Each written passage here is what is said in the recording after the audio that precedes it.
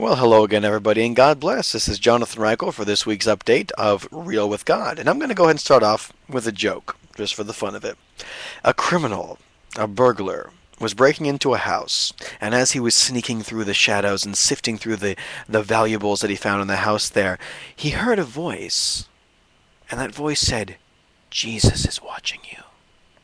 And he wasn't a religious criminal at all, who cares about that? So he kept sifting through things. He kept grabbing watches and diamonds and jewelry and putting them into his bag and moved around the house. And he heard again, "Jesus is watching you." Yeah, he got a little eerie about that he's hearing voices like this, but this is a lot of good stuff he needs to steal here. So he kept going through, and he grabbed the plasma TV and put it onto his shoulder, and he grabbed one more thing here, and he got himself a diamond ring here, and the last little bit right here, and he was loaded down to the gills with all these valuable things he was stealing from this guy's house. And he heard again, "Jesus is watching you." But he peered around the corner, and he saw that the voice had come from a caged parrot. And the parrot was just saying Jesus was watching you. It was the parrot the whole time. And he walked up to the parrot and he said, "Oh, okay." For a second there, I thought that I was like, hearing from God or something.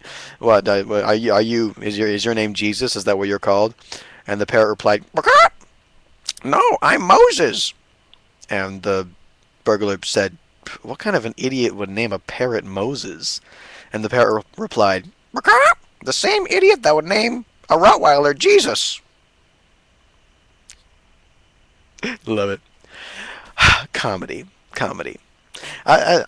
This past weekend was kind of interesting. We had a special speaker come in and teach at a big convention that we had here in Orlando for the Orlando Day in the Word. And one thing I loved about the speaker was that he spoke some really wonderful things of God, and every bit of it was truth directly out of the scriptures. But one thing I really appreciated about what he did was that he presented it in a manner that was genuinely humorous and funny, and all throughout what he was saying, he'd speak the truth, but he wouldn't be stern, and he wouldn't be uptight about it. And I feel like that sometimes as Christians, we have a way of making everything very serious, especially when it comes to things of faith. And and all throughout the Bible, we read, a joyful heart. It's a joyful heart is good. A joyful heart it's like medicine to us, and that we should that a merry heart doeth good.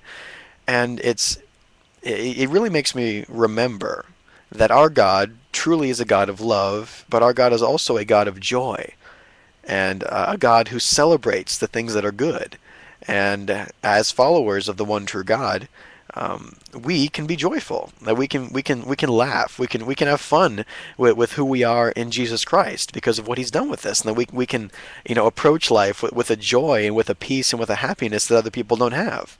And not that life is a joke, but it's because our God has given us so much to be joyful about. He's given us so much to be happy about, and just to play around with in our lives. Not everything is just a ritual with God. Not everything is just something that needs to be done because God requires it of us. God wants a relationship with us, and just like any good relationship, you have those great moments where you can laugh and where you can have fun. And it's really kind of opened my eyes in my own life to how deadly serious I can be sometimes about my faith.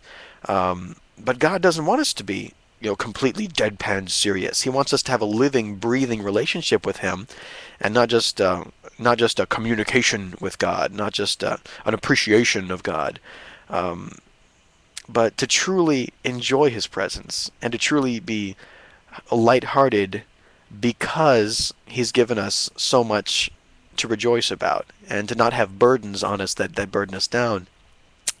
And just to be aware of the true joy that God is desiring to share with us, and to open our eyes to the great beautiful things, the happy things that God has given us to be happy about. So that's a thought to play around with this week. What are we joyful about? What good jokes do you guys know that are funny and uplifting and would bring a smile to everybody's face? So what is joyful in life? What has God given you to be joyful and to be happy and to laugh about? What jokes do you have with God? What fun things does He do for you that just makes you laugh every time that He remembers that little detail that everyone else forgets, so that He blesses you with things you don't even ask for? What do you have to be joyful about in life? I'd love to hear. And special thanks to Sam Smith for his wonderful contributions that he's been dishing out to all of us that God's been put on his heart. Thank you, Sam, for that. And he's going to be sharing again this Wednesday. And Dan Peralta. Dan, thank you. You posted a video to Royalty last time around. So if you guys haven't checked that out, make sure you look at the video that was posted as a reply to Royalty. He does a really cool, interesting thing with Superman that I think you guys will appreciate. So check those videos out. And just to bring it back home, what things do we have to be joyful about? What are you joyful about? What has God given you to be happy about? I'd love to hear about it. This is Jonathan Reichel for this week's Real with God. God bless you guys. I love you. Talk to me. Talk to you next week. Bye-bye.